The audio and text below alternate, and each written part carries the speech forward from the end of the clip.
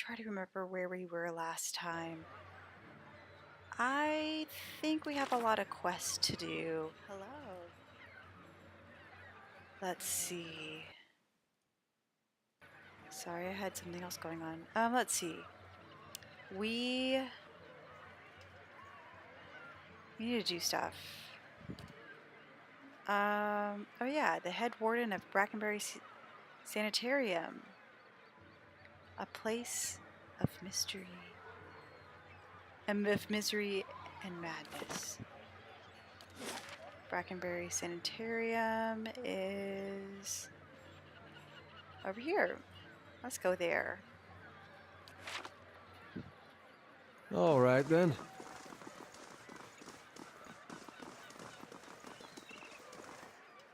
Okay. Oh, is this going to be more visions? Vibrant histories? No.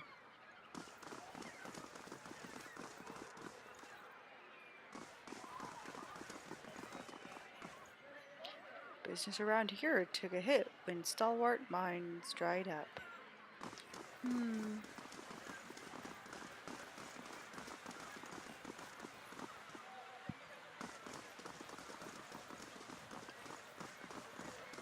Ooh. Oh.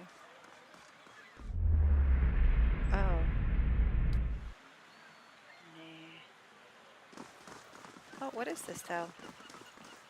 The marble is cool and perfectly smooth. Droplets of crystal clear water bead the statues. How pretty.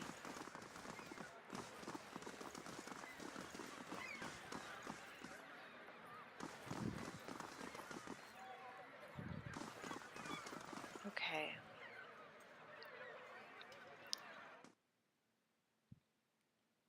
Let's see what's inside the sanitarium.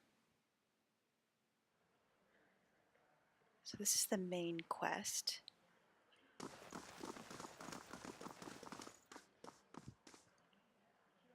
Sometimes we get people in here trying to make trouble for the Animancers.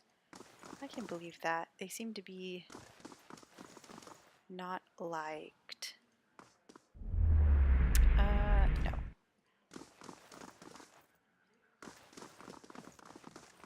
Ooh.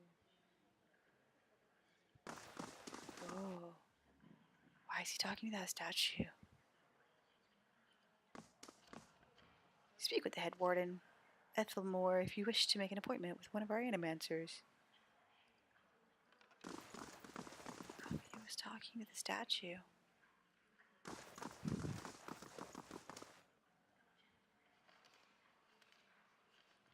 Ooh.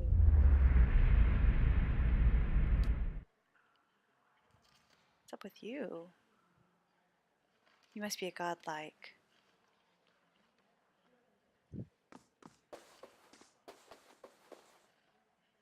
What your soul may be trying to tell you.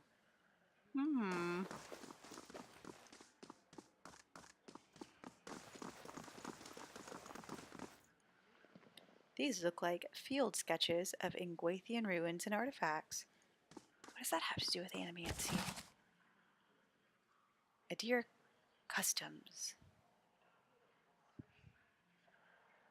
Yeah, okay.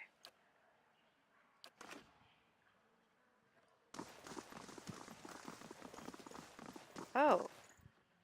What? Now I can speak to the statue?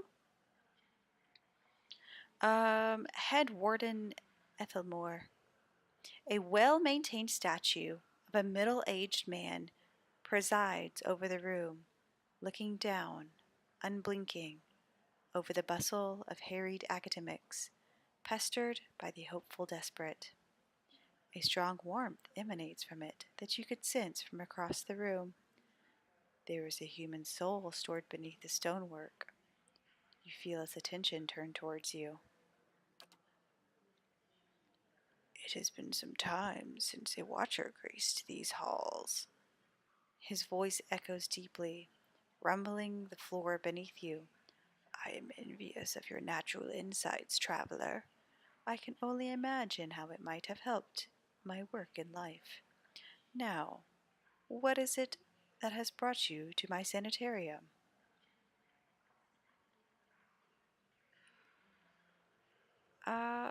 You may have a member of the Leaden Key in your midst.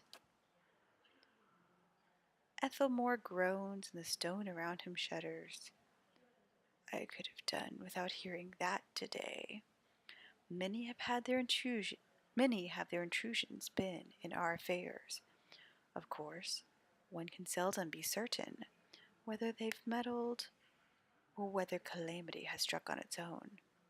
But few of their less skilled infiltrators have been exposed from time to time. They are a perpetual nuisance. Once again, I'm reminded of how envious I am of your gifts. I suspect they would be of some use in verifying one's identity. You are at odds with the Leaden Key as well, I take it.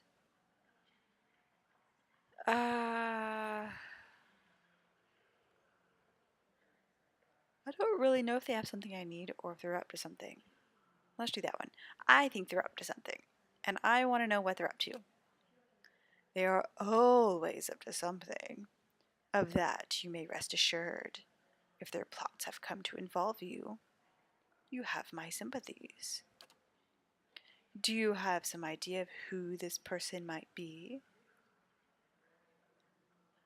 I actually suspect it's a patient. Very well. In that case, I would recommend you speak first with our resident animancers. They have frequent interactions with both patients and colleagues. You'll find them up here or in their office downstairs. You will report anything suspicious to me immediately. This is my only request. Um, does anyone here know about awakenings? There is an animancer on the lower floor who came all the way from Revua to study them. Take the stairs down and look for Belisige. Okay.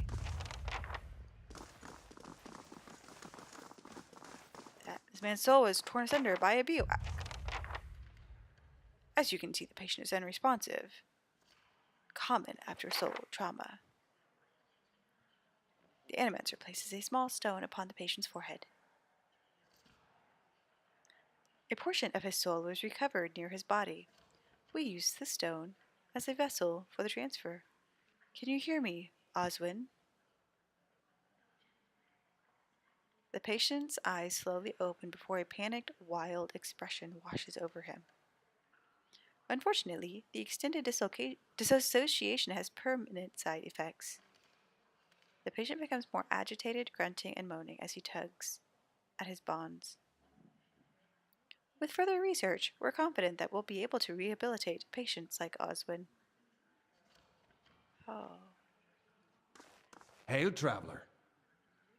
A bald man with a crooked nose gestures in demonstration over the still body of a patient before a small gathering of interested onlookers. Feeling your gaze, he pauses his discussion. Have you come to sit in? Pardon, I'm yawning. Oh no. Okay. Have you come to sit in? Um, what do you do here? You're teaching. And he doesn't know about awakenings. I'd like to know more about the sanitarium. He gives an eager nod. It's the mission that attracted me here. The treatment of the disturbed. No one else seems to care about them. Here, they've worked wonders for them. I've seen people cured of insatiable hungers and uncontrollable urges. I've seen the crippled walk and the dysphoric smile, all within these walls. The thought that the Duke could put an end to it with a single order, it keeps me up at night. Okay. Gods keep you. Very well.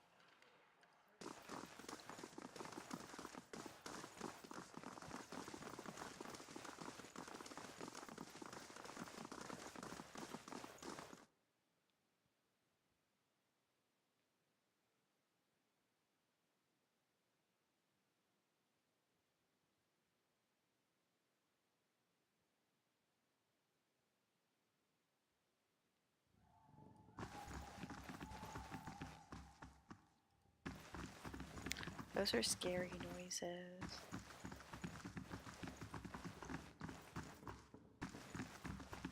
Let's look in all the rooms. You're Modred. I don't know that I want to talk to you. Ah, you're the person I'm looking for. The strange device seems to thrum with power. Oh, it's like a cage. That's scary. How do you do?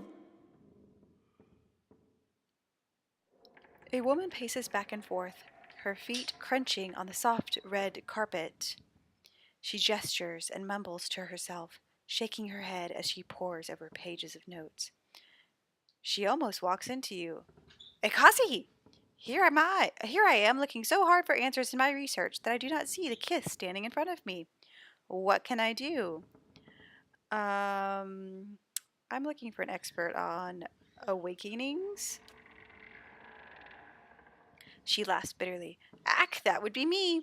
Though the lack of research subjects has made me more of an expert in counting floorboards, I would like to transfer Animancy's success in buttressing pre-awakened souls to soothing those whose souls have already awakened. But I need subjects, and the most patients here are too broken to produce reliable results. It's a tragedy to have come so far for nothing. You're in luck. I have a volunteer. She springs to the balls of her feet, beaming. Galarde, who is it? Aloth's lips curl into a frown. I don't know about this. She grins more broadly still. Don't be silly, the process is perfectly harmless. All you must do is stand in that cage. I beg your pardon? I jest. You Adrians are so uptight. I don't even know what the thing is used for. It belonged to the last occupant of this office, I think. Now they upgrade him to a cell. Again, I jest. She rubs her hands together, getting down to business. So, I need you to sit here. She takes Aloth by the shoulders and steers him to the couch. And try to relax, but don't try too hard. Then you would not be relaxing. Indeed. His eyes are humorless. And you must also wear these. A little cold, but the copper will help conduct your essence. The Animancer fastens thick copper bands to Aloth's forehead and wrists. As she ratchets them tighter, his face twitches with suppressed irritation. Now, I will examine your soul thoroughly through my scope. She reaches into her desk and produces a long, chambered tube. Knobs, dials, and small, toothed wheels run along the side of the device. It's fitted with adrotlins cut into different thicknesses and concavities. By manipulating them, I find the angles and densities that will allow me to track the anomalies in your soul. How exciting! I've never seen this sort of thing performed. Kana peers at the device with interest. It seems suitably complicated. Does this mean we'll get to talk to Ismail some more? I like that lady. She raises a finger. But first, we must find this cunning interloper. You will answer some personal questions while I make adjustments. Sagani pats his arm.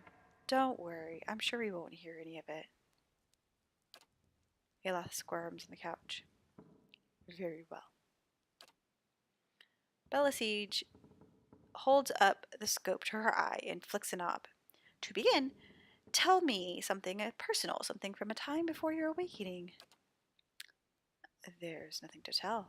I was just a normal child living in the Scythewood. He looks to you. His face is set in a frown, but the rigid edges of apprehension show through nevertheless. Talk about your parents. As you speak, to Aloth you feel your voice like a bell in your chest. It tolls softly, luring him into the midst of his own memory. Belisige doesn't seem to notice anything, but you feel as if your words are smoothing his essence, untangling its many threads. He closes his eyes. Mother was always away most of the time, with the Thane's family, but I always know when she's coming home. Father's battles accumulate like storm clouds on the horizon. His fits of temper become swifter and more violent. It still shames him, knowing that her hey Meg to another man supports us better than his labors as a steward. This is good. I'm starting to see something. Continue. Tell us about the time you awakened. She bites her tongue as she twists one of the dials. I am in my 5th year of training. Mother is home. I can let my guard down a little because when she is around, he is usually only angry with her. But he has heard that I have had trouble casting missiles, that my flame shields are unstable. He is furious that I have failed, and Mother's presence reminds him that he has failed too. The first blow takes me by surprise. One moment I am sweeping the kitchen, the next I am sprawled on the ground, stupidly looking at flecks of my blood on the tile. His boots, glistening with fresh polish, thud across the floor. He kicks me in the stomach, and I curl up to shield my vitals, but it's pointless. Protecting one thing only leaves something else exposed. Still huddled on the ground, I retreat as fast as I can. I retreat until the vision of the kitchen and my own trembling knees is nothing but a pinprick against a field of black. His jaw locks and his eyes twitch beneath their lids. Madacho! Belisige furiously cranks the knobs along her scope. He's hypnotized himself with his old memory. You've got to bring him out of it, quickly! I almost have it. I'm going to squeeze Aloth's hand. You're safe. Everything's fine. Aloth's eyes snap open, but the expression you see in them isn't his. He's near safe when I hop upon him. Belisige sucks a deep breath through her teeth. That's it! I'm seeing a shift in his essence. Something's spreading and congealing. She glances at you over her scope. Keep talking. He seems to respond to you. What brought you here? Cracking bones and voices in high in ear. That warm molasses feeling that creeps down your gut when a crisis is nigh. That's different. Belfetto, we have flares of a totally distinct essence. She jots shorthand notes onto the pages next to her and turns one clicking knob of her scope. Now, try to get the two of them talking.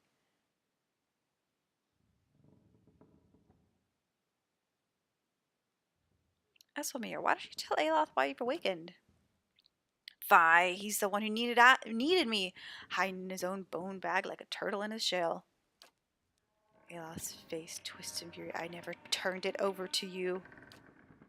Good, yes, very good. She rests from her scribbling, only to make another adjustment to her scope. I can now see 2 separate patterns of essence. Where he ebbs, the other flows. It's as if the awakened soul fills the spaces that he leaves empty. She prompts you with a circling of her wrist, quill still in hand. Go on.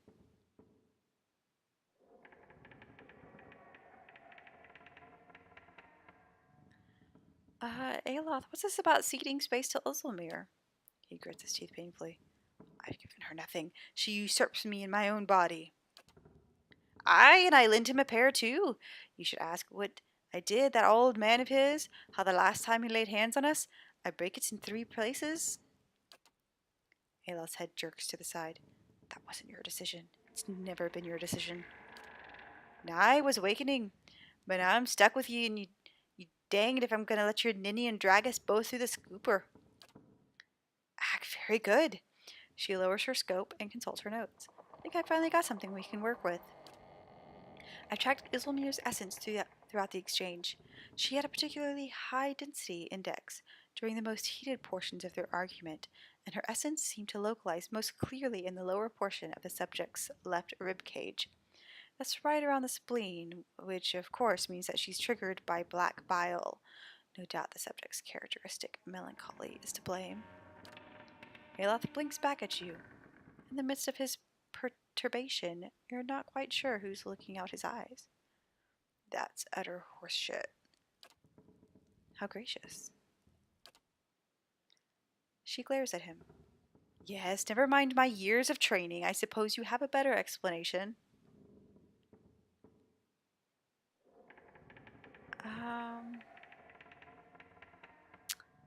I think you're close. I think Uzzelmere's appearances are related to potential sources of trouble for Aloth. Belisige carefully scratches her jaw, her gaze darting between you and Aloth.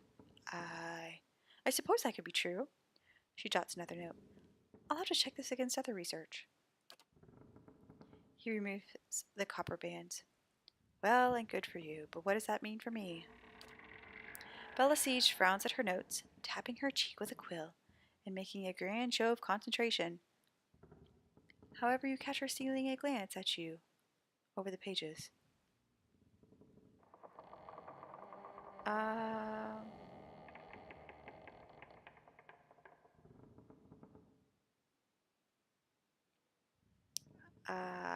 It seems that Isolmir steps in when she determines that you're in danger.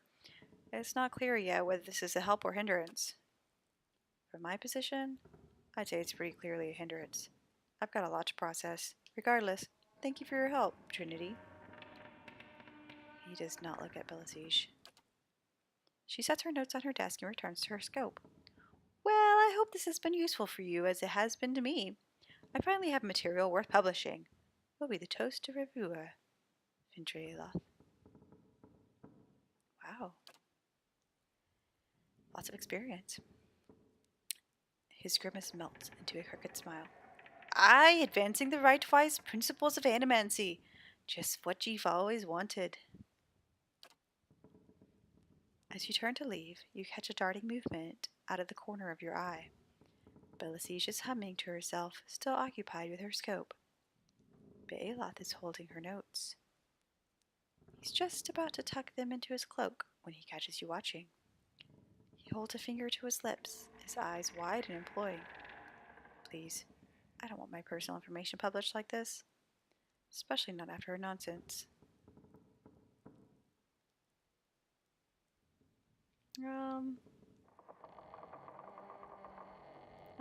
Fair enough.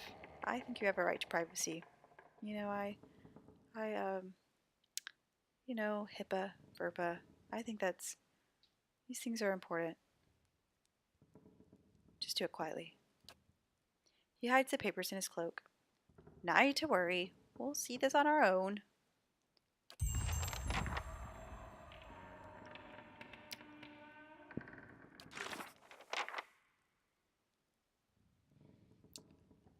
All right.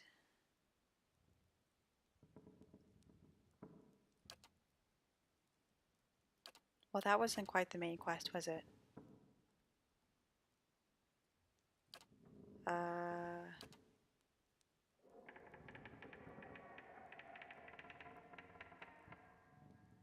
Lovely. I guess that's it. I'm making sure. Okay. We still have to find the guy in here. Let's talk to this man. Modred. An animancer scribbles feverishly on parchment his scroll while his free hand dances through the air, counting off unseen objects. His lips move in silent discourse. As your shadow falls over his scroll, he looks up at you with mingled perplexity and irritation. How do you do? Can I help you? He forces a polite smile. What are you working on? My area of focus is witches. More specifically, how to cure them. What's a witch? A Hollowborn who's received a transplanted animal soul during infancy. One of Animancy's early efforts to cure the legacy, if not a successful one. He removes his spectacles and wipes his brow. They show signs of developmental abnormalities throughout their childhood, but when they reach adolescence, they become aggressive, feral, but still victims in need of care.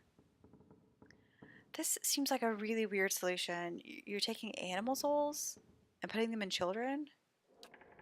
We Animancers were trying to do something about the crisis, better than letting us swallow a generation of children.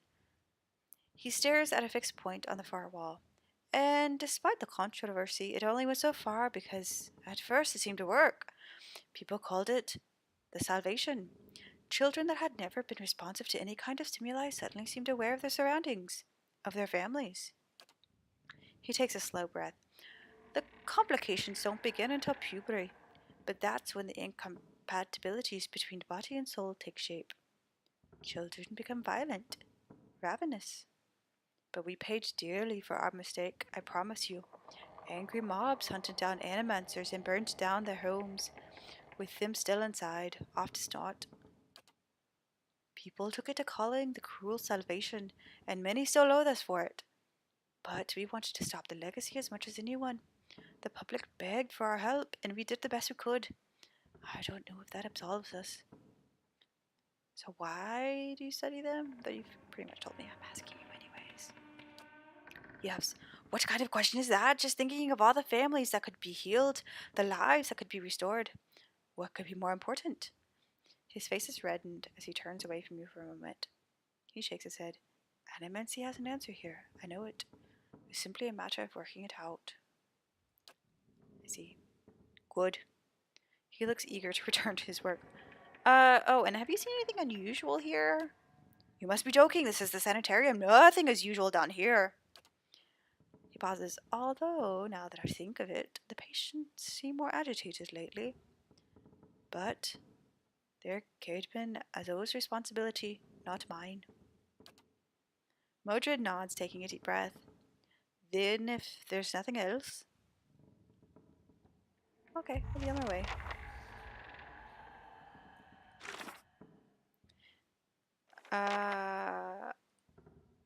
Head Warden invited me to speak to answers. Modred mentioned the sanitarium patients are more agitated than normal. Caedmon Azo is responsible, so let's talk to Caedmon Azo.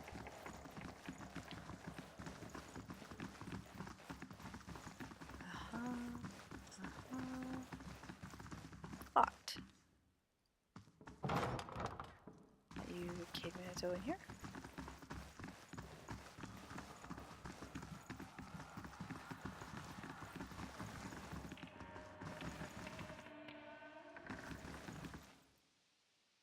Okay, lovely. Greetings. A young Orlane woman traces her finger along the spines of books in front of her. Row by row, her motions quick and skittish, like a bird's. She does not notice you until you are nearly upon her. Oh my, you startled me. Are you supposed to be in here? I'm actually investigating any suspicious activity in the sanitarium. Oh, I'm just Master Azo's assistant.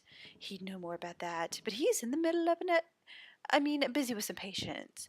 You won't be able to see him until he comes out from the patient ward. If there's nothing else, I need to get back to work. Oh, so is that so busy with patients, or is he... No, wait. Wait, how do I get into the patient ward? Only Master Azo has access. I guess Head Warden Ethelmere does too, but he's a statue now. Oh, well, did you say he was running experiments? I'm just an assistant. It's not my place to gossip, I'm sorry. Okay, what do you do here? I mostly help Master Azo set up and clean his equipment. I also keep his office organized since, well, he's too busy to do it himself. Okay. Past mode. Let's go talk to Ethelmore, whatever his name is, the statue.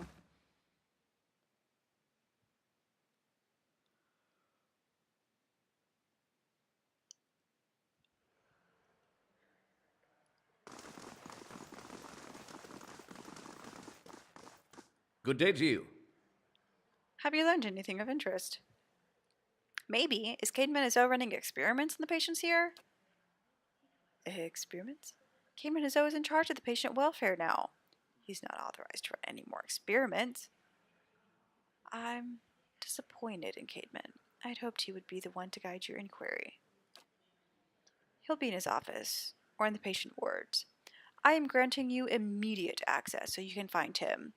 No doubt you will wish to speak to him further on this matter, and I, for one, am curious as to what he might have to say. Tread carefully in the wards. There are a few dangerous cases. I would also ask that you do your best not to agitate the patients. They have enough troubles as it is. Okay. Patient ward it is. Fast mode.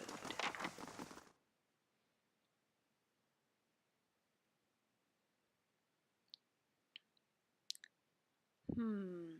So let's see what Zoe is up to.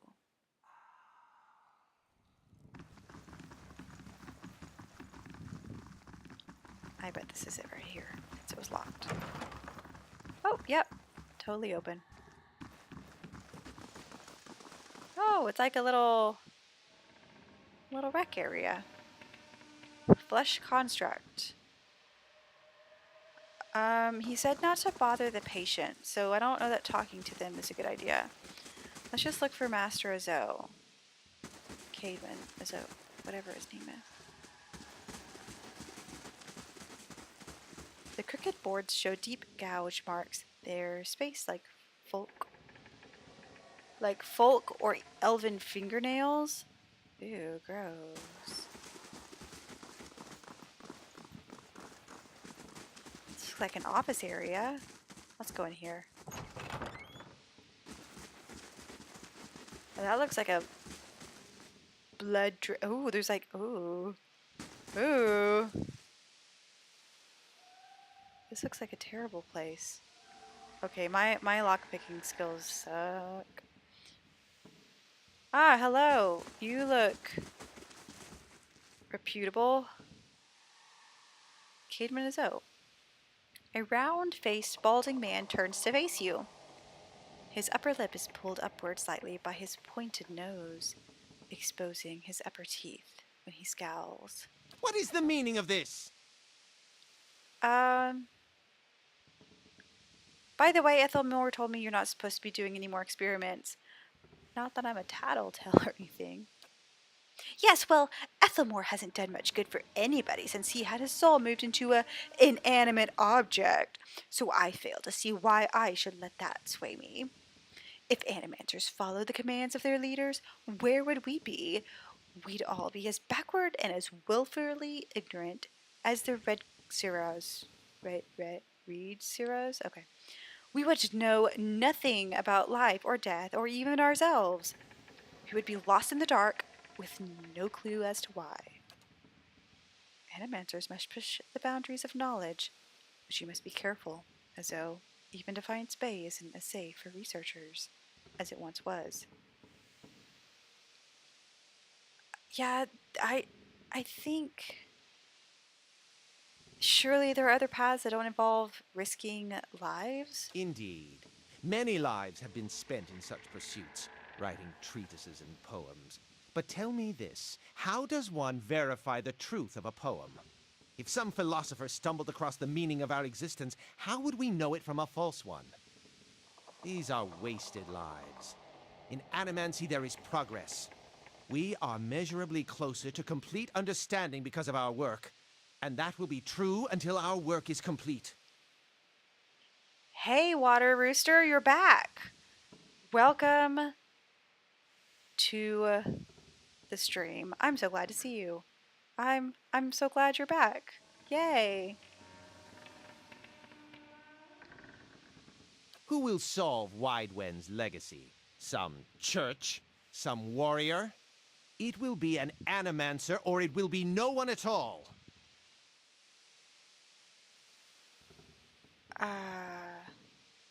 Yeah, I don't know that I want to argue with you about this. I just really need to know if you've seen any unusual behavior out of your patients. You're going to get a lot of looks asking questions like that in a sanitarium for the unbalanced. In truth, I have spent a little time treating them since I have been reduced in my capacities. You might have luck with some of our more functional patients. They tend to congregate in the main area just past the entrance to the patient wards. Wait, demoted? How did that happen? Azo's nostrils flare and he bares his upper teeth more broadly. That's none of your concern. Did one of the others put you up to this? Oddmere, that smug weasel. Things went wrong. Everything. I don't know how. I'll never know. He spits on the floor, as if to remove a bitter taste from his mouth. Have you tried your experiments on any other subjects? I have. Yes, no point in lying about it, now that Ethelmore's involved. I asked for volunteers from our patients, and a few brave souls came forward. That was very close at one time to a breakthrough. They understood that. They understood their sacrifices would mean something. Great. You're a lovely person.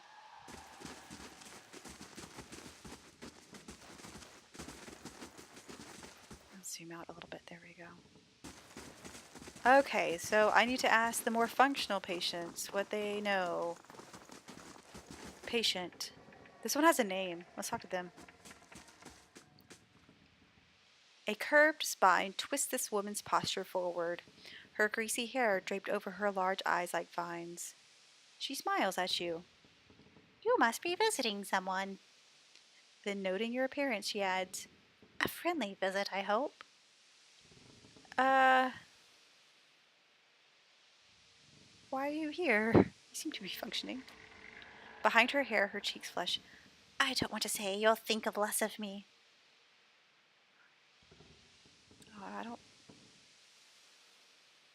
I wouldn't worry about that. These last few years, I haven't been kind to me.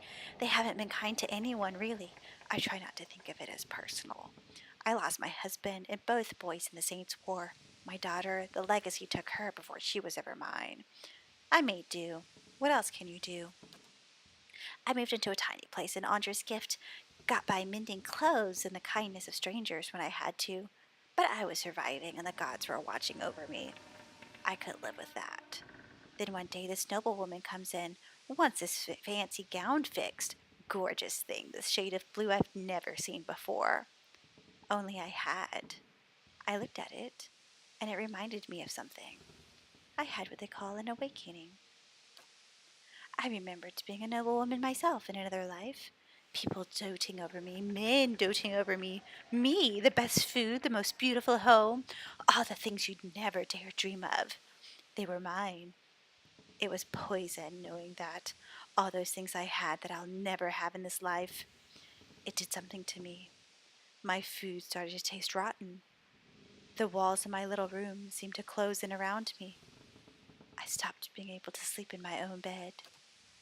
So I came here. It was that or break into an estate and start ordering servants around. It seems like such a silly thing to worry over.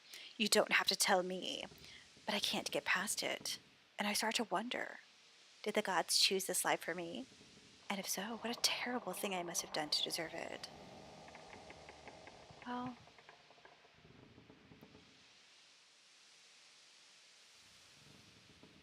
let's talk about something else. Whatever you'd like. So what do you know about this Animancer Azo? Oh, I like him very much. Many Animancers could care less about their patients. Look at us like vermin for their experiments. Master Azo treats us like humans, even the very sick. You can tell he does this to help his people. He's helped me understand a great deal about myself, and I know he's done the same for others. It's too bad what they did to him. He hides it well, but I know he's still affected by it. Wait, what happened to him? Frail's eyes dart back and forth, and her voice lowers just above a whisper. They don't like to talk about it, but there was an accident. He was said to be one of the brightest in Deerwood. That is reputation here, and what was brought me to seek treatment. People say it was an ego that drove him to try to solve the legacy, but that's hogwash, even if he was a bit of a showman. He loves his homeland. He thought he could help. He wasn't one to speak of his work, suspected his colleagues might have tried to steal it. But he told me once that he had figured out a way to create a soul. Not a soul, well, exactly, mind you. How did he put it? A proxy, I think he called it. Had some machine that drew energy out of the very ether. Can you imagine? The point is, it was going to help with the legacy.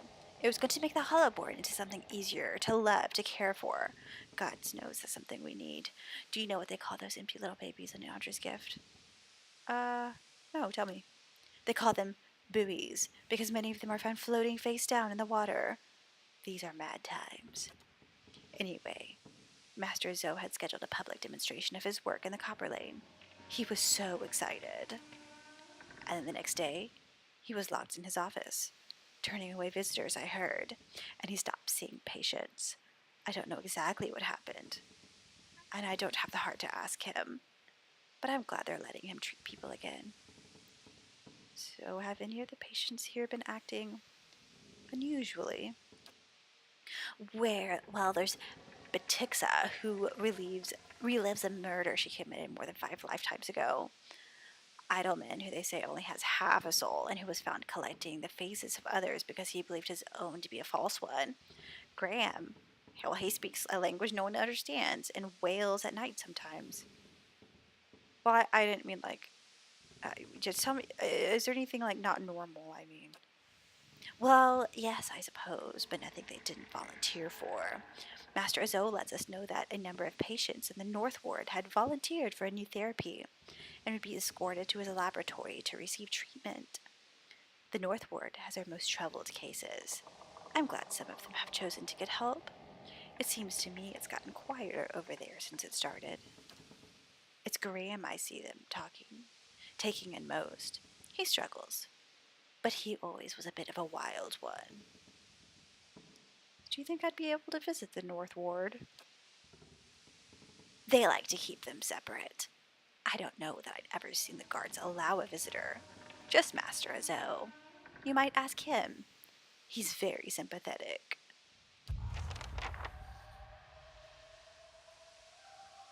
Interview Graham in the North Ward. So Freyol mentioned a man named Graham, who has been a frequent subject of Azo's experiments, and that Graham doesn't seem to be volunteering for the experiments. That Caedmon Azo is the only one who has access to the ward. So is Graham here? Or is Graham...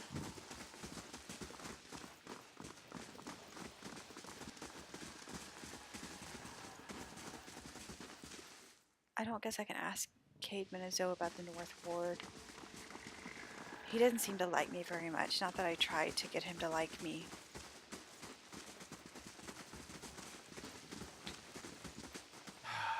What is it now? I'd like access to the North Ward. Out of the question. Those patients are in isolation for a reason. So, yeah, I've been given permission to conduct my investigation down here. You'd best cooperate. My answer is no. Whatever you're looking for, those patients will not be able to help you.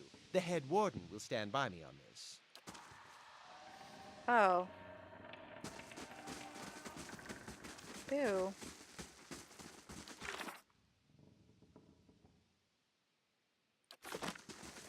Well, you know, I did have another option. I wonder if I can threaten him with, hey, I know you're doing bad things, tell me. What is it now? So you can coerce them into your experiments? Freyol told me everything. She's a patient! That blazing woman knows nothing of the nature of my experiments. He balls up his fist and digs his teeth into his index finger, a growling simmering beneath his breath and a deep scowl compressing his face. Fine. Speak Ha-ha. to them for all the good it'll do you. I'm sure the discussions will be fascinating. He pulls a heavy key from one of his pockets and nearly slams it down on the floor before handing it to you. Thank you. I received a key. He was not pleased to give it. No, he wasn't.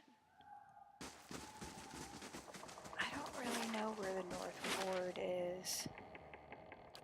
We'll find out. Fast mode.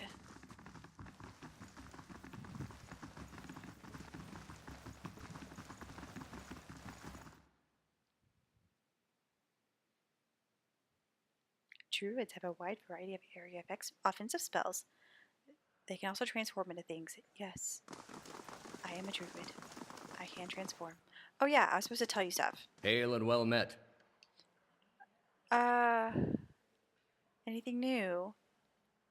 Yeah, but I don't really have a way to tell you. Nope, apparently not. North Ward.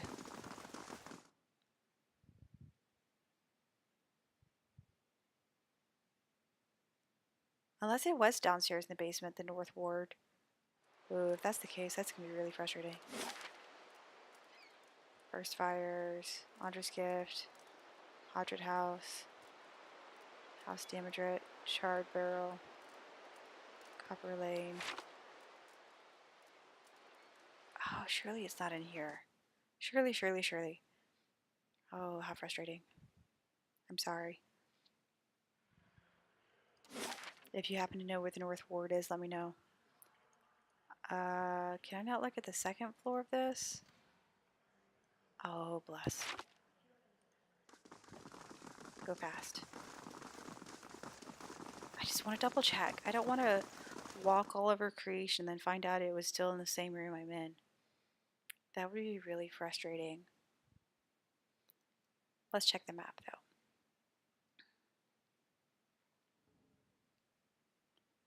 Map. Oh, there is stuff here. Oh, I'm so glad I didn't leave so far. Look, it's here.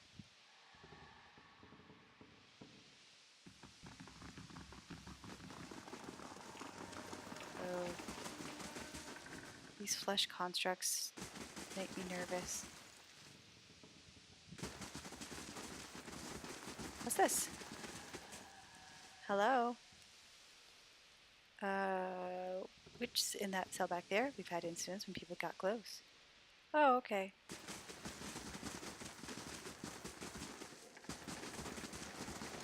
I have a feeling these people are gonna hurt me. Oh wait, that is Frail. Maybe this is north. Is this north? Oh, sure enough. Unlock the key with the North Ward key. Yeah, there we go.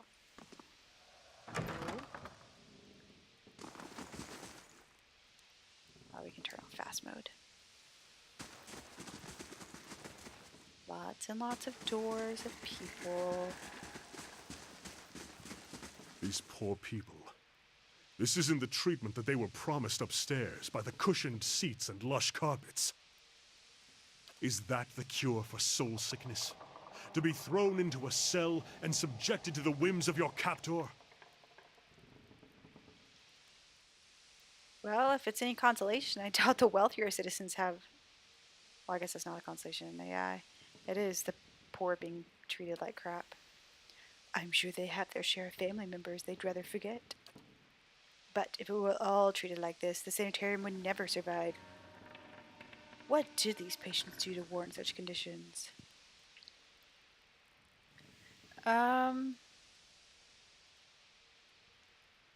Well, here, the source of all that knowledge you were so giddy about. Kana grimaces. It's one thing to be told as much, another to see it for yourself. Let's be on our way. This place gnaws at the soul. Yeah, knowledge for knowledge's sake. Not a good idea. Especially at the cost of human rights. Oh, I can talk to people through the door. Lovely. Usgrim. A willowy adolescent boy stands in the center of his cell, gawkish and stoop-shouldered. He stares straight ahead. The occasional blink is his only movement, and it is unclear whether he registers your presence at all behind his glassy, doll-like eyes. In the state, the barriers between your soul and his are thin and porous, and easily bypassed, if you should wish it. Well, I guess this is why I'm a watcher. Let's reach out for the soul. You close your eyes and edge forward as the boy's soul and you near. A sudden malaise comes over you. You are cold and warm all at once, sweating and shivering and straining for breath as you did on the caravan journey. The soul you approach is the wrong one. Parasitic plant that strangles its host. It is predatory and pitiless, and you have crossed paths with it before. Too late does it occur to you to retract, and you already feel yourself plunging into some interminable abyss of thought and memory. You are standing in a cell now, the same cell, in the sanitarium. The halls are moonlit and empty, and you are waiting. At the far end of the ward, the door opens, revealing a flesh golem in silhouette beneath the stone archway. It makes its usual rounds, the same stops every time, the misbegotten child of despondent creatures. Creator. Oh gosh, they're created. Okay. When the construct is close, you coil yourself up and spring forward, passing out of the boy's body as though it were a membrane. You can sense his body behind you collapsing to the floor, a puppet whose strings are cut. You are rushing towards the golem now, bodiless as a gust of wind.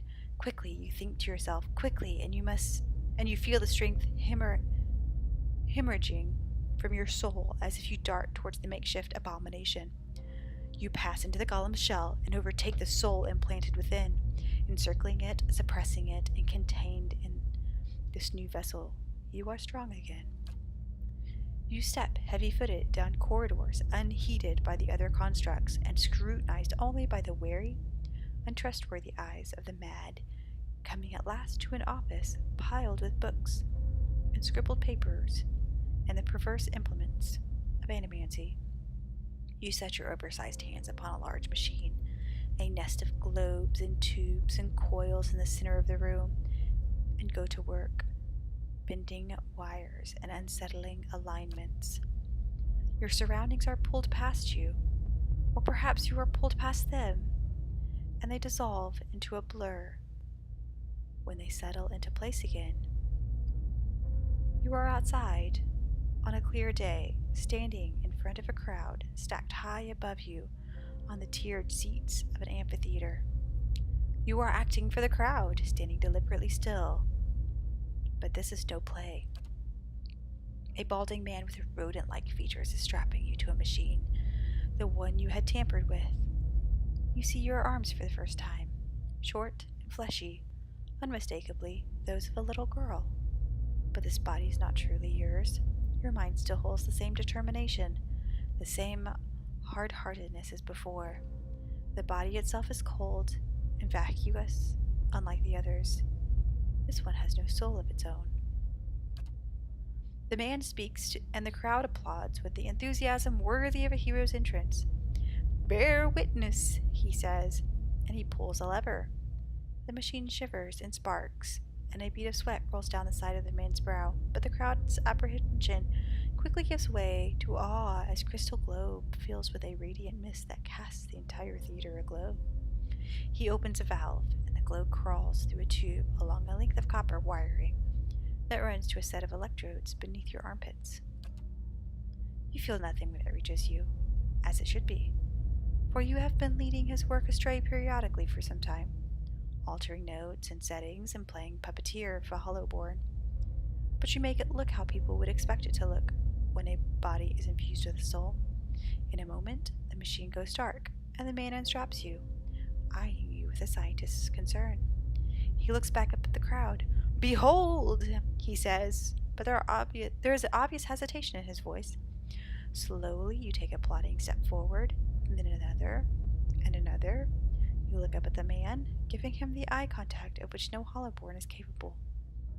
And the crowd gasps. The man looks relieved. "How do you feel?" he asks, at a volume meant for the crowd. And this is the moment. At the top of your lungs, you let out a piercing shriek. The man comes towards you, his hands outstretched, but you run the other way, back to the machine. With all your strength, you drive your head into the crystal globe, and it shatters, streaking your head with warm blood. You drive your head down onto the surface of the machine again and again, drawing panic screams from the crowd, and by the time the man reaches you, your body has already ceased proper function and merely twitches on the cold ground. Satisfied, you depart the corpse in search of another unsuspecting host. Who could put their faith in animancy now?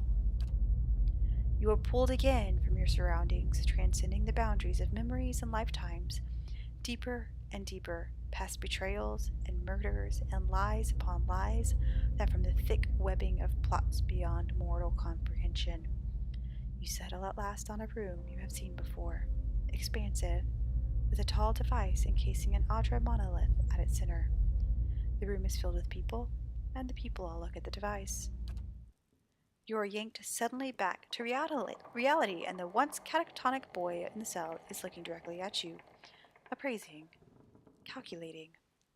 There's no mistaking now that this is the soul of the man who caused your awakening that gazes out from that borrowed husk. Oh, watch her. Oh my goodness.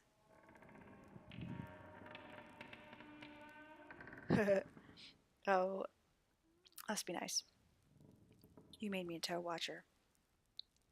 Yeah, I need you to undo that. Is that so?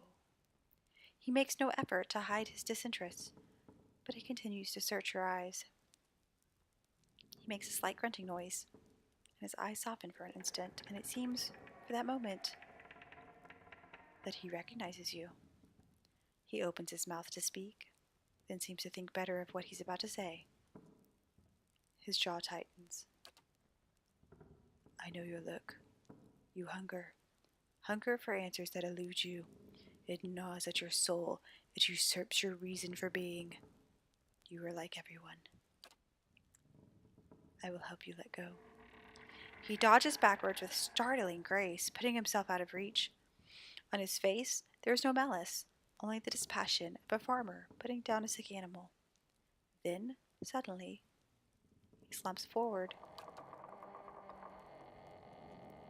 And I look. What?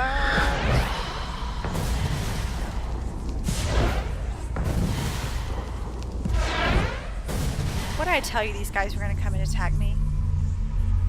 They looked cool. Oh, bless.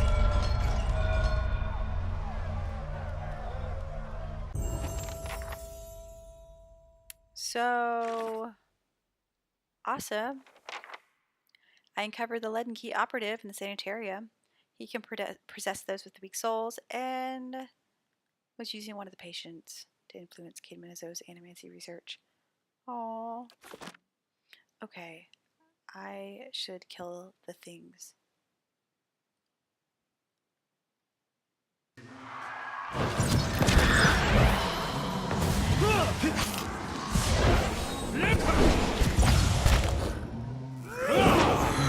No more things. Equals human.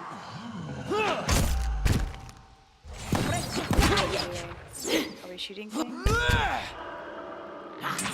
Yeah, okay, you're shooting things. Stand still!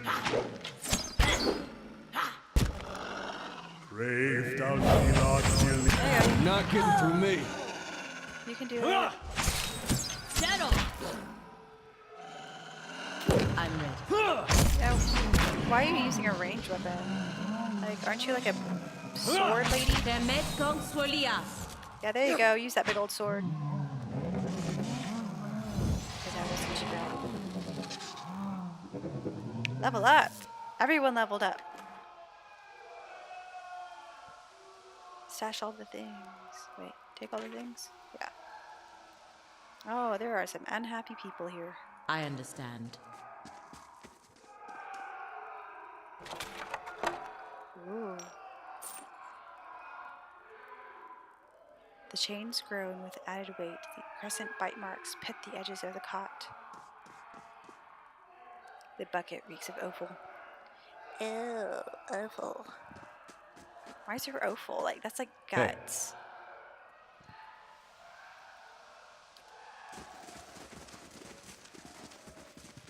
These are all empty, right? I'm sure they are. I'm not gonna waste my time.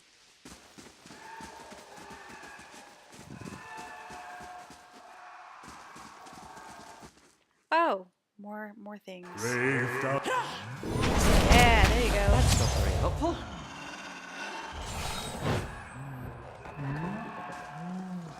Leave it to me. I have. Very good.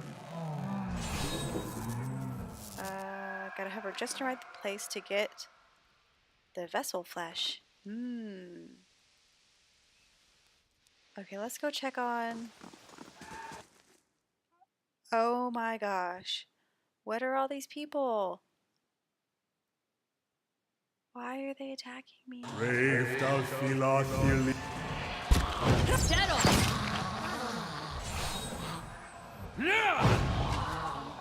Parathis! And we're exploding them.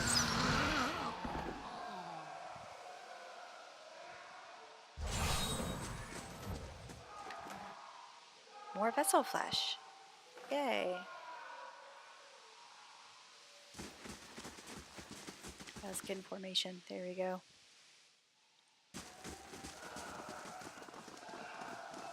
Are you okay? Caveman is out, or are you dead or dying? Hello, did you know your experiments are being tampered with? What have you done? I don't have time for this. Okay, I don't have time for that apparently.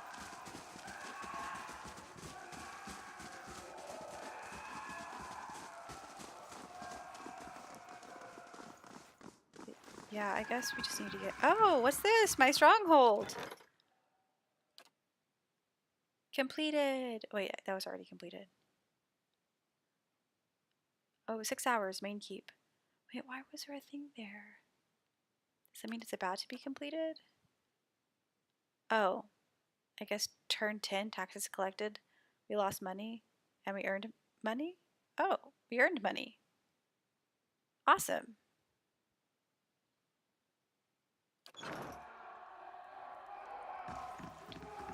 Fast mode.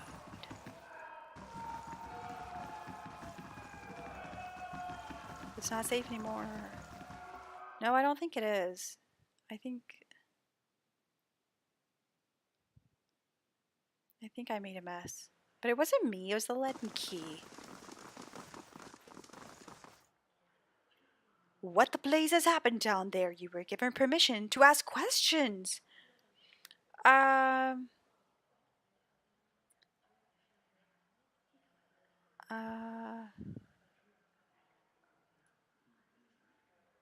Well, it's complicated. A patient of yours, who's grim. Well, he was working for the leaden key, only without knowing it. You finish your explanation, and Ethelmore breaks his silence. I have read accounts of people in history who could do what you describe. The accounts are few and brief, and never reliable.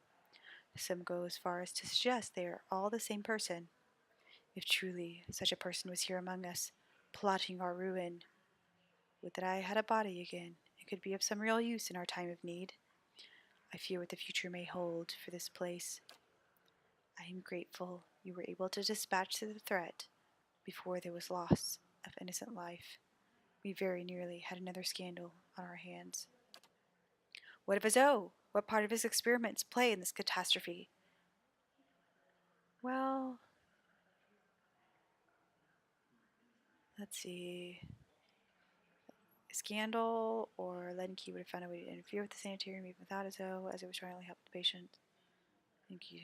How about the leaden key would have found a way to interfere with the sanitarium even if Azo hadn't been there?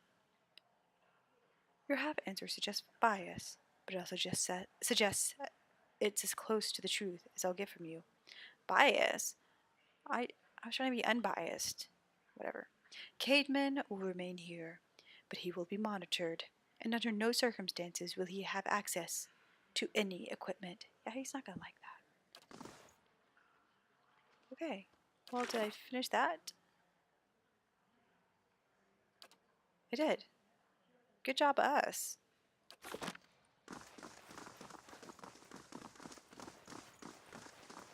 We spent a lot of time in the sanitarium.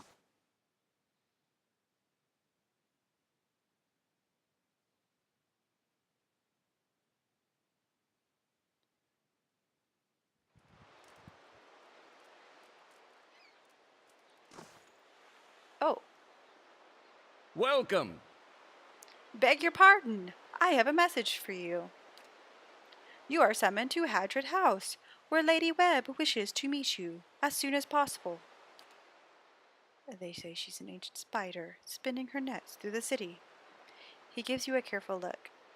If she wishes to see you, that either bodes very well or very ill. Wait, how did you know where to find me? Well, it's Lady Webb. She knows everything. Well, tell me about this Lady Webb. Do you not know Lady Webb? Well, no one's seen her exactly in a long time, but she's the mistress of Dunyard Row. Has been for as long as anyone can remember. He pauses, eyeing passerby with suspicion. Quietly he continues. She's supposed to be old. Older than anybody. and she never leaves her room. Some say she's wasted away and she's just a pile of bones kept animated by dark magics. She's still at it as best as anyone can tell, learning things, keeping us safe, pulling the strings behind the throne too, it said. Has a ring of ciphers doing her bidding, telling her everything that goes on. You do wrong in this country, before you go asking the gods for forgiveness, best you ask Lady Webb first. Dunyard Row? A whole mess of ciphers running out of Hadrit House. They make it their business to keep the peace, but they don't like you to see them do it. Problems in the city have a way of going away on their own, and when that happens, you can make a pretty good guess as to why. Very well. The Hermit of Hadrit House. What great alliteration! I've been summoned to Dunyard Row by Lady Webb, a reclusive woman who seems to know more about me than I know about her. I should meet with her. Well, she's right here. I could. Let's do that.